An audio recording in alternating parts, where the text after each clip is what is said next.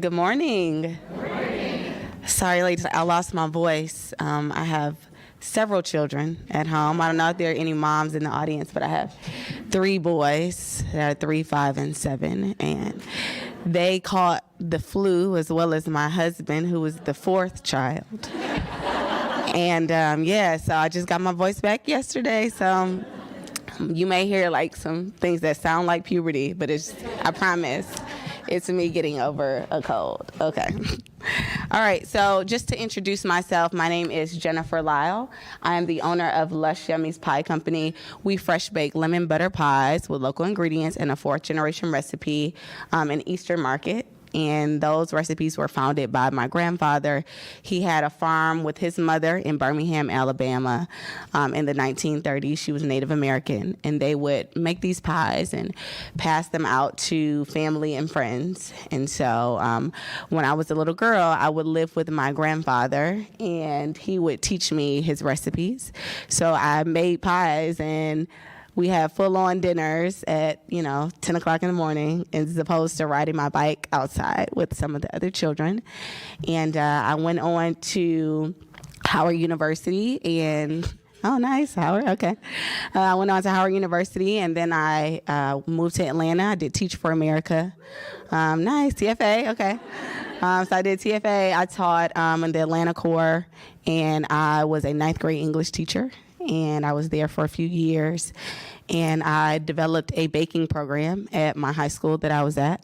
And from there, I was like, I really want to really pursue my passion, my true passion, which is cooking.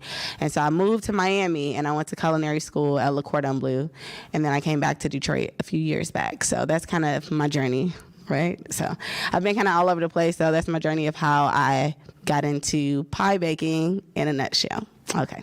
All right. So we'll go ahead and get started today. So our topic is be your own hero, which I'm really excited about because I feel like I didn't really research that until this speech. So I'm really excited to really fully hone in on being my own hero. So let me get my notes here. So show of hands, does anyone remember when you were in elementary school and your teacher said, okay, class, it's time to tell me who your heroes are? Does anyone remember that? Show of hands. Okay, me too. It never occurred to me, nor our teachers obviously, that the real heroes were looking us right in the mirror. It's crazy how from childhood our minds are trained to identify someone that we want to be just like, as opposed to drilling it in our heads that we can just become our best selves and better ourselves. What does it mean to be your own hero? Well, again, to be honest, I didn't realize what it truly meant until I was asked to speak on this topic today. Being your own hero is about rising to the occasion, being the best that you can be. Striving toward being a hero in your own life means living with purpose and conviction, helping others, and being a leader. Most superheroes have sidekicks, henchmen, fans, or what we like to call them, followers. And it's funny because we have to also recognize our weaknesses because even Superman realized what kryptonite could do to him, right? Okay, so being your own hero starts with developing some heroic-like traits. Some of those traits include enhancing your integrity, meaning just be honest. I realized I was only hurting myself whenever I was not honest with myself. We all have to be courageous. We have to have the bravery and the courage to face our fears. We have to acknowledge our weaknesses, identify what are our true focus points and ways to improve. So for me, math is not my biggest strong point, even though I have a company. So I have to constantly work on that. And so I'm always listening to Audible books on financial literacy. I know it's not the sexiest thing, but that is my area of improvement. And so I recognize that, and so I'm working on it. Also, I have to make sure that I am self-motivated. We have to make sure that we are creating positive goals for ourselves. Each day I create a checklist for myself, and it also helps me to just be accountable for things that I'm getting done throughout the day. So setting good goals, and it feels good to know, hey, I actually did have a productive day, because when I go back, 12 out of the 15 things are checked off of my list. Okay. We also have to serve others. I'm reading a book currently on servant leadership, making sure that I'm being a leader within my organization. And I'm really proud of that. And that's some milestones that I'm meeting right now. We have to make sure that we're serving others. And we also have to make sure that we get support. When I first started Lush Yummy's Pie Company, the reality was that I had such great vision that what I thought I wanted my company to look like. And I even went out and I made a list for all of this equipment that I needed. I had such high hopes, but to be honest, the reality was that I had wonderful ideas, but I did not actually have one thing, and that is money. Right? That's important. Okay. I knew that I did not want to take out any loans, and a wise man once said, never borrow what you can't afford to pay back. Those are very true words. Okay. All right. So I didn't borrow anything. And if I was being honest with myself, I knew I needed some money, and I had the drive, and I had one thing, and that was the gift of gab. I always love to talk. My husband tells me all the time, you could literally talk to that wall and everything would be okay. But yeah, I like to talk. So I began looking at ways to find alternative funding for my business, and I ran into some information on some pitch competitions. And I'd only heard of pitching from Shark Tank, to be quite honest with you. I don't know about you, but that was the only pitching that I personally knew about. And so I began Google. So I began Googling pitch competitions, and I just started looking them up, started to find as many that I could possibly get my hands on, as many that I could apply to. So I started applying, and I got into a few competitions, and I actually lost my first 3. Okay, so this is what happened. So after my first 2 losses, I shrugged it off, and I thought to myself, maybe next time, I can hang in there a few more times. And so my third competition, though, it was a little different. So let me tell you how it was different. So number 1, it was in St. Louis. So that's okay. We're not in Michigan anymore. So it was in St. Louis, and I flew there, but I flew with my last dime. I don't know what I was thinking. I think that I was just I can do this. I've lost these 2. It's okay. Whatever it costs, I'm gonna spend it, whatever. I had quit my job, by the way, side note. And so I quit my job, and my husband was like, hey, if you want to start this business, go ahead, have at it, and, we'll see how this goes. And if it doesn't work, you can be a stay-at-home mom. And I was like, oh my God. I gotta make this work. And so, all right, anyway, no knock to stay-at-home moms. Okay, all right, so I took my money together, and I bought a plane ticket to St. Louis. Went to St. Louis, spent all my money to get there. I spent my last dime on the hotel, and I called the organizer of the event, and I was like, hey, should I bring samples? Mind you, I have a whole pie company. And they were like, absolutely not. Please don't bring any samples. By the way, if you ever have any aspirations to start a food company, never listen to anyone who tells you don't bring samples. Okay. So I didn't bring any samples. Maybe one of the worst ideas that I've ever had in my entire life. And so I practiced nonstop for this pitch, and I was so confident. Let me tell you how confident I was. It was a guy who had to pitch right before me, and I actually tapped him on the shoulder, and I was like, good luck. Crazy. Okay, that's another thing that I had to work on in my self-improvement. Don't be arrogant. Okay. All right. So I was like, okay, here goes nothing. And so the next words I heard were, if your name was not called, please take a step back. And so clearly my name was not called. And I couldn't believe it. Honestly, I couldn't believe that my name was not called. I stood on that stage with tears in my eyes, maybe the size of baby whales. Imagine me on a stage such as this, cameras, all the works, tears coming down my eyes. And so I stood there, and when the winners were announced, I got up so fast to run to the exit. I actually had packed my suitcase just in case I lost, and I had it there at my table. And so I stepped down off the stage, and I literally grabbed my suitcase, and I ran to the exit as fast as I could possibly get there. And I was pulling this large suitcase behind me as I ran to the exit. And all I could hear was this man like running behind me as I'm running. And he's like, wait, wait, wait. And I was like, oh my God, like, is somebody chasing me? What is happening? Like, this is such a terrible day. And so I'm crying, and then I see him. I promise you, this is one of the tallest men I've ever seen. My husband's pretty tall too, but he was standing there, a very big guy, and he was like slunched over like this, like breathing hard, and he was like, oh gosh, you're fast. And so, oh my God, I can't make this up. And so I stopped, and I was like, yes, what's wrong? Is everything okay?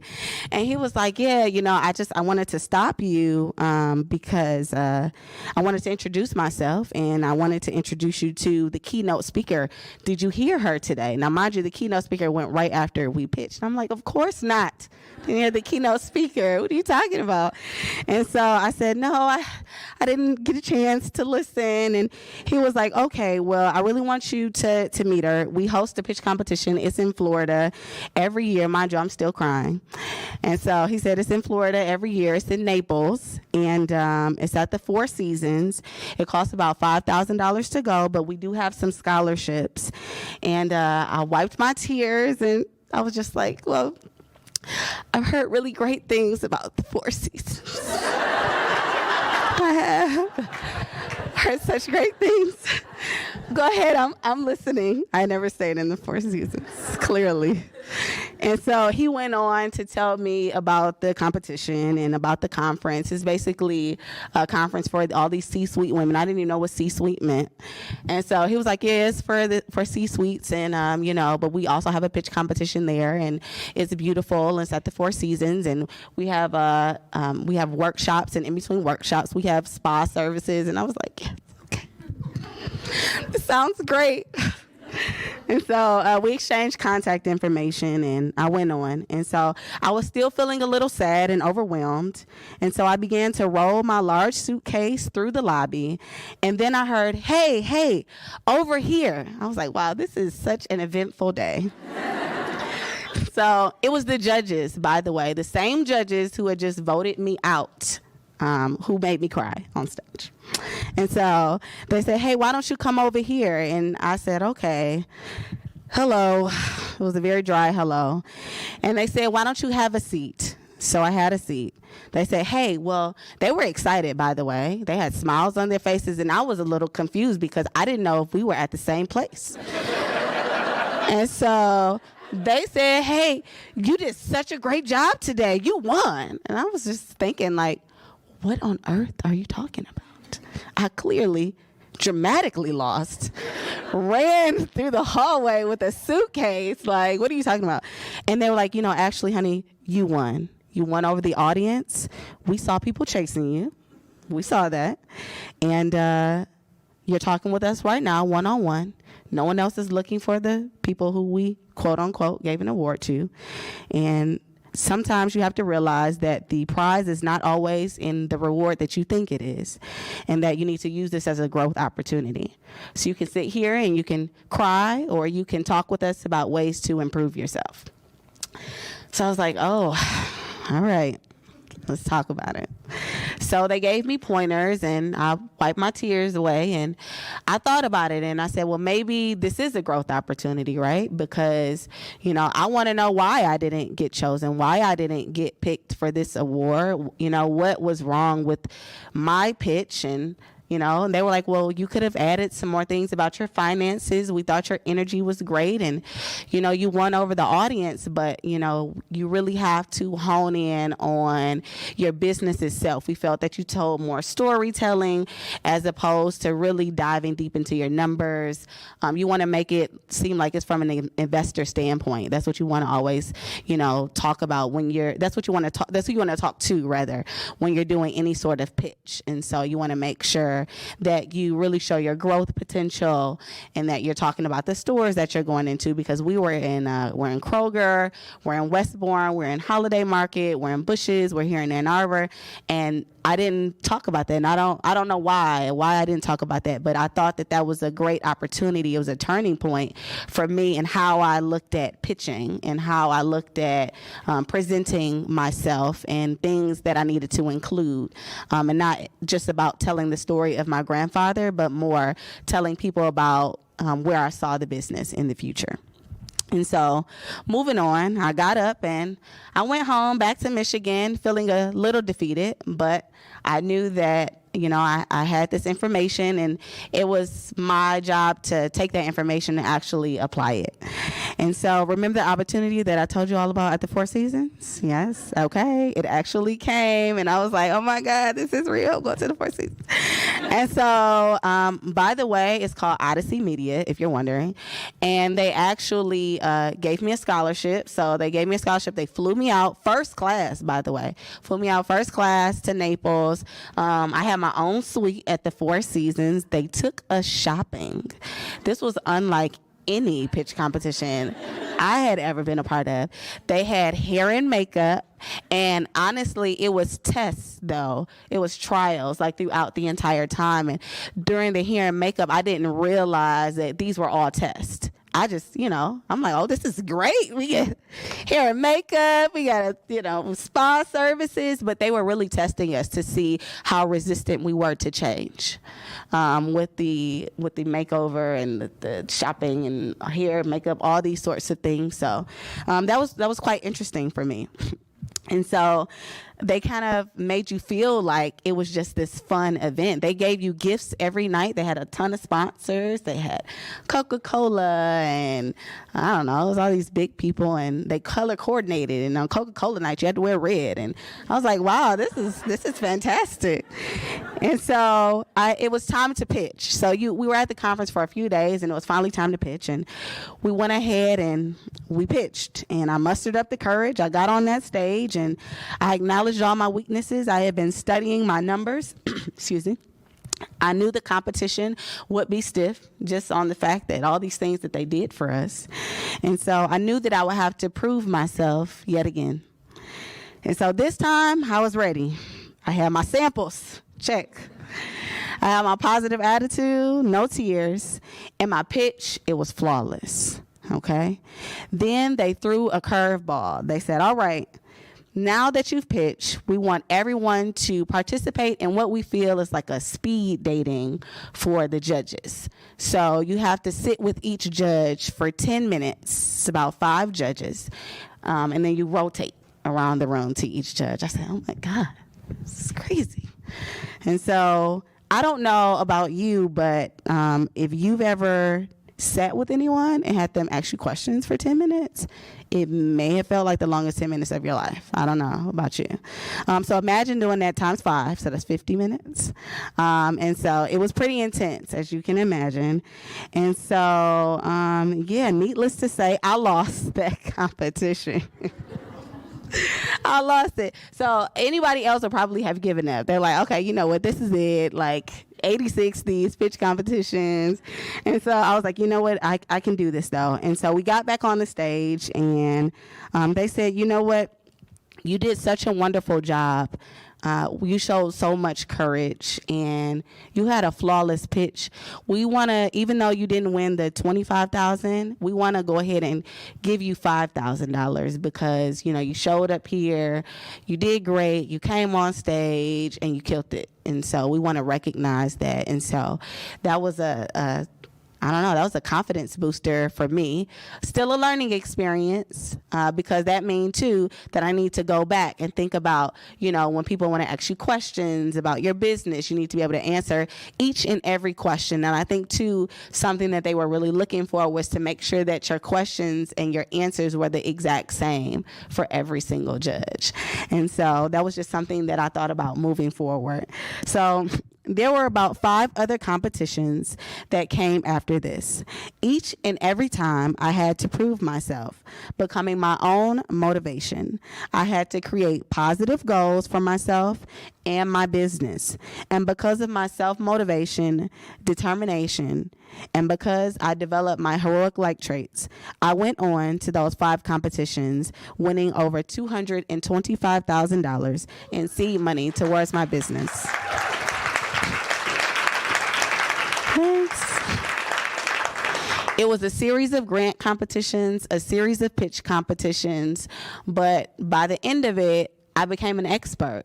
And now I can help other people to pitch for their business because I've learned so much. I've been able to travel.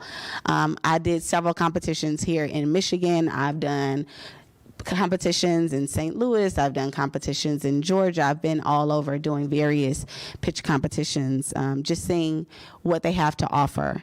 And so each time I had to prove myself. And the irony is that I truly only have to prove myself to me, because that is what truly counts.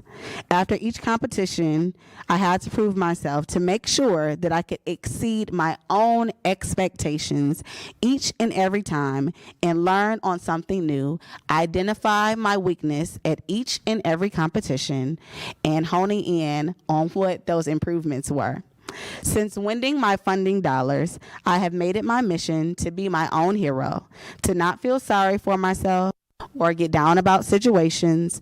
I now take pride in bettering myself and finding solutions. I encourage you, everyone in this room, to stop for a moment, study yourself. That's what I did. Study yourself. Identify your weaknesses. Focus on ways to constantly improve.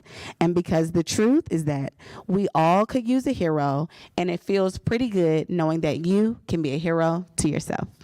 Thanks, ladies. You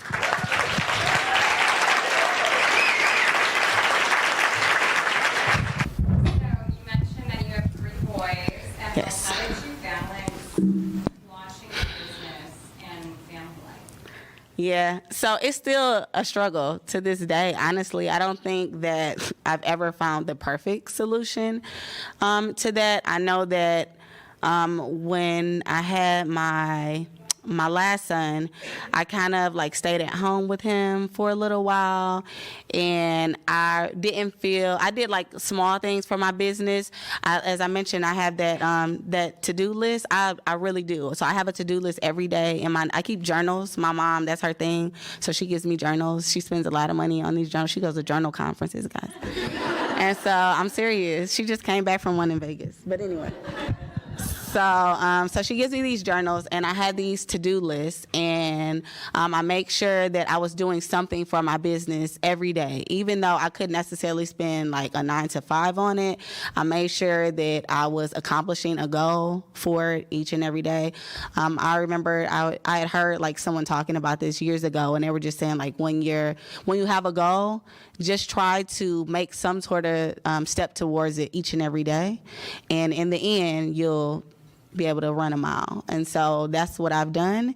And I think that having a schedule is very important.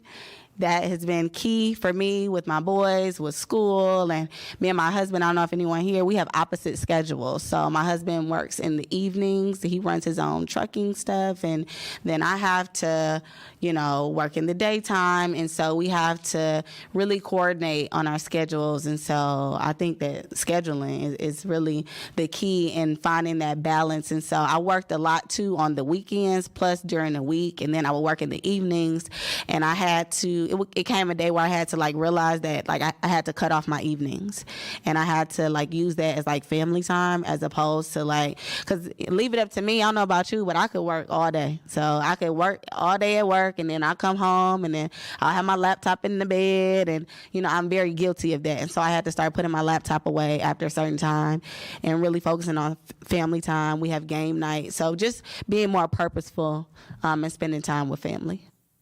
So you talked about how your recipes are a 4-generation recipe. I'm curious, what kind of resources or kind of community do you build around? Like when you're building your company, what resources do you take advantage of from the Detroit area or perhaps Birmingham. Yeah, of course. So in terms of the recipes itself, all those are inspired by my grandfather. So I wanted to make sure that the company stayed true to him. My grandfather actually just passed away a couple weeks ago, and so his whole thing was he wanted me to make sure that I made everything that his mother made, and that I made sure that it was authentic to their heritage and to what they built. And my grandfather, when I was growing up, he would make different pies, biscuits, and cakes, everything for holidays. And so I wanted to make sure that I stayed true to that. And in terms of resources from Detroit, I'm the resource queen. Okay. And so any scholarships, any opportunities, any classes, I was a part of Prosperous, which is a program in Detroit for small businesses. I took retail boot camp at Tech Town. I was a part of Motor City Match program. I was a winner of Detroit Demo Day. That's through Dan Gilbert with Quicken Loans. So I was the first place winner, plus the People's Choice Award winner for last year's competition. And after you get into that competition, you get basically like the resources of Quicken Loans. So anything that Quicken Loans has to offer, like, you have firsthand access to it. So that's a powerful partnership right there.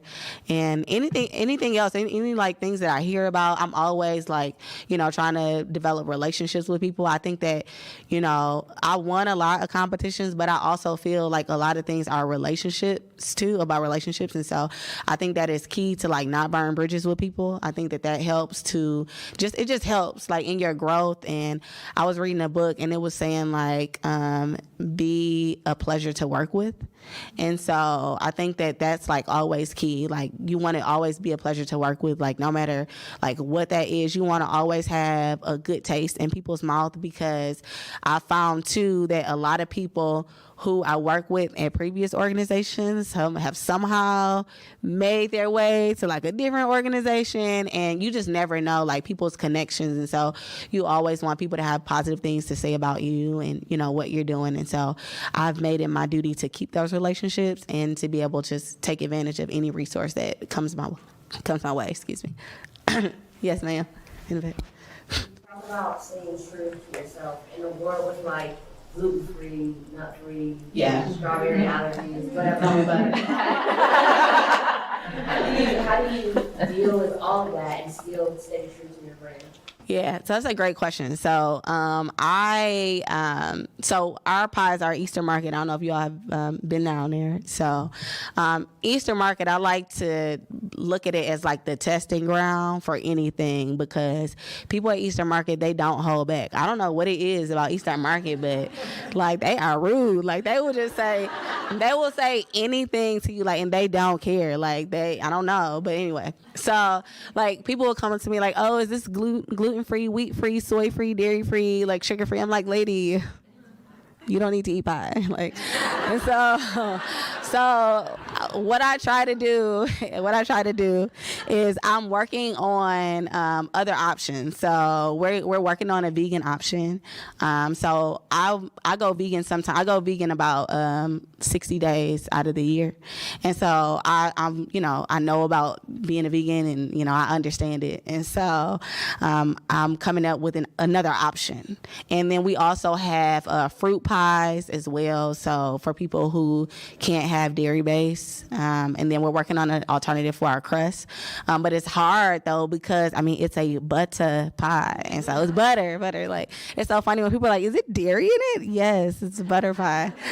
And so I'm working on different things to still keep that authenticity with my grandfather and what he made. And I think we're doing a pretty good job though, because we have like diehard fanatics for our pies, and we have a lot of people who are like, oh, well, I eat your pies on cheat day. And so that makes me feel good, actually. I know that's bad, but it makes me feel good. So we try to stay as authentic as possible and still being able to provide a variety to everyone. Yes, ma'am. You demonstrated a lot of resiliency by continuing to enter competitions. Yeah. Did you ever have moments of self-doubt about your dream? Like, maybe this isn't meant to be, maybe, And if you did, how did you encourage yourself or kind of find the passion to continue towards your dream? Yeah, every day. It's funny because I have a lot of friends too I found on this journey who also have businesses, and we all talk about how like each night we vow to quit. And so I don't know, it's hard, you know, I think I will say not enjoy, but it was easier when I was a teacher. Like I came to work, and, you know, I did my job and I went home and that was it. But I feel like, you know, as a business owner, you're responsible for people. It's like I feed people's children, and, you know, it adds like a heavy level on me. And I feel like, you know, I have to do well. And I feel like when I think about those things, like providing for myself, adding to my household, and, you know, being able to support these other grown adults and their families, it helps me to keep going. And I think too, you know, I've just always been a person where I believe that I just don't want to have any regrets in life. And so that's how I just look at life. And I think that's why I've been a lot of places too, because if I want to go there, I'm going to go. If I want to do it, I'm going to do it. Like people always say, like, you're like Jen of all trades. Like you just do everything. But I teach myself different things. If it's someplace that I want to go, I do it. And I just make sure that I just don't want to wake up with any doubts. I think that this life is really short. It's so short. I don't know if you know, but it's short. And, you know, you can look up and it's like, oh, you're 33 today? Oh, okay.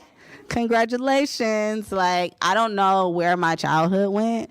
But yeah, I'm an adult now, and you know, years are just going on. And so I think that, you know, it's just important to keep going, you know, keep going for yourself and keep motivating yourself. I listen to a lot of, I don't want to call them self-help, but like you're listening to the car, like, I am great. Like,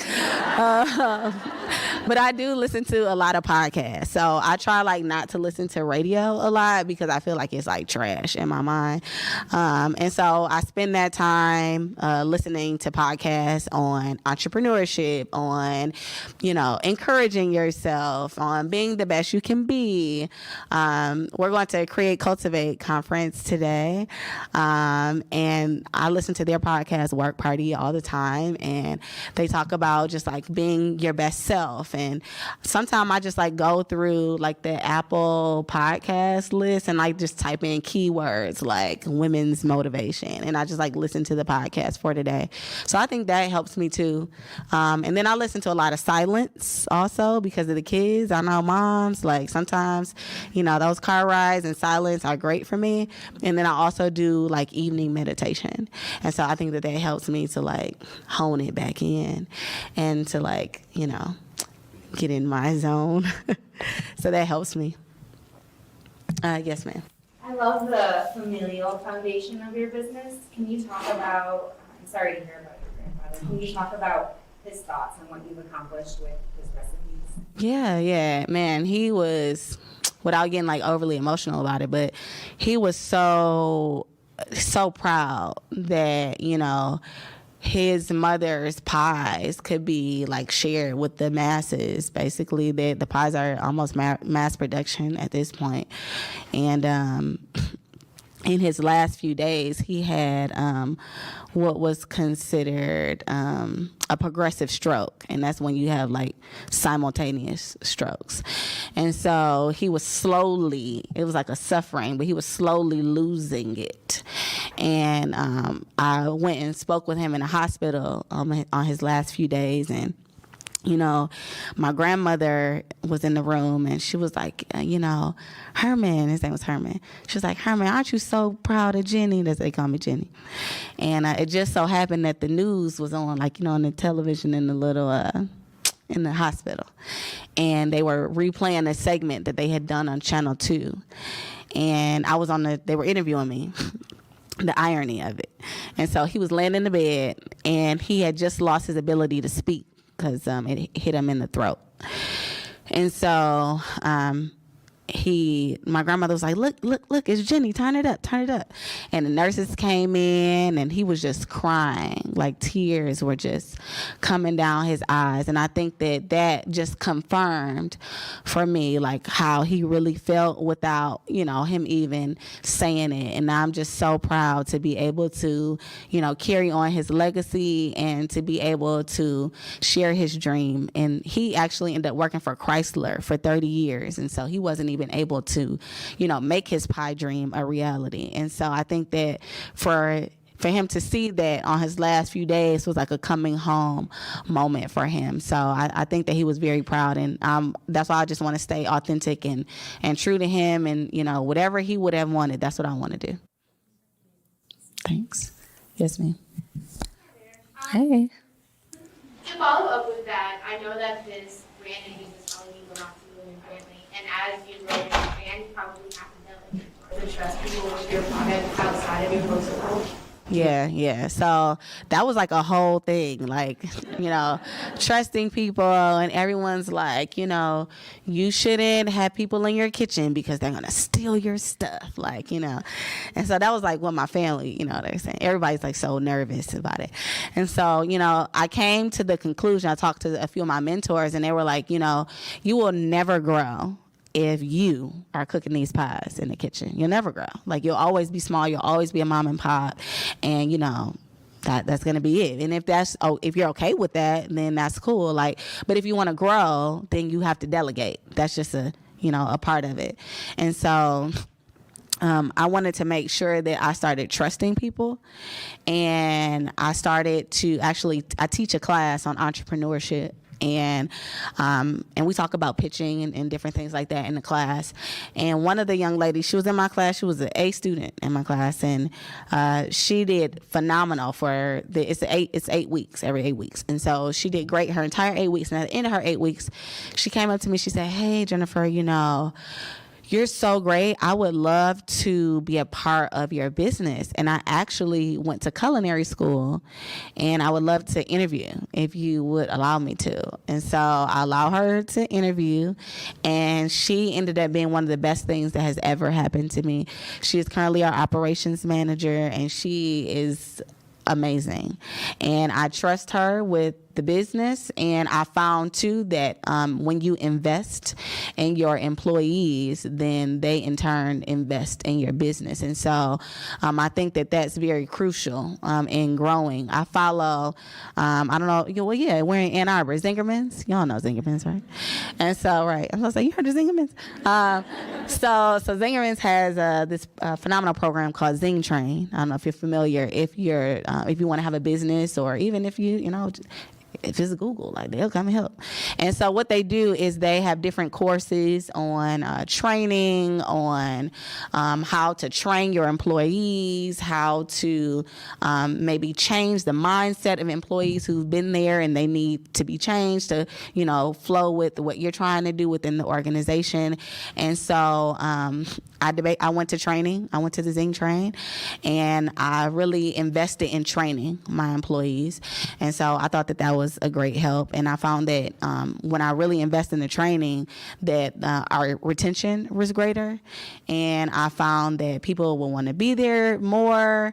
And I found that I didn't have to ask people to do things all the time. So that was a great thing for me. So that's one thing I look for in my team. Like, I want you to go above and beyond, but I don't want to have to ask you to go above and beyond. And so that's what I look for. And I found too, with my teammates that I have, I found that they also can refer me to other people. So we do internal hiring. And so that has really helped me to be more trusting within my organization. So that helps me to, see the big picture and to really grow. Just curious to know, you talked a little bit about your brick and mortar store. Your online store, what does the future of Lush Yummy's Pie Company look like from that perspective? Yeah, thank you for asking. So right now, we wholesale currently, excuse me, remember I told you about that puberty stuff. So we wholesale right now to our grocery stores, but the future of Lush Yummy, is to be able to have a very strong online presence, and so we're working to create a subscription service for our business, which I'm very excited about. We've been working on that for several months. So it's a subscription service for desserts. So we're really excited. We're launching that. That's number one. And we're opening up the brick and mortar. So we've been wholesale. So our production kitchen has been closed to the public. We just signed a partnership with Easter Market to be a part of their accelerator program. And so what they did was Easter Market bought up a ton of land around the market. A lot of it were like these abandoned buildings, and they turned them into these accelerator spaces.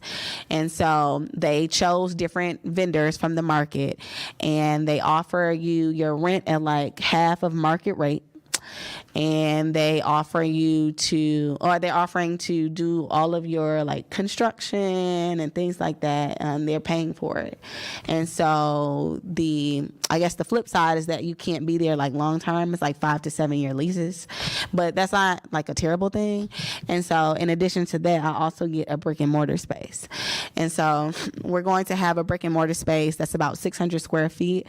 So it'll be a pies to go.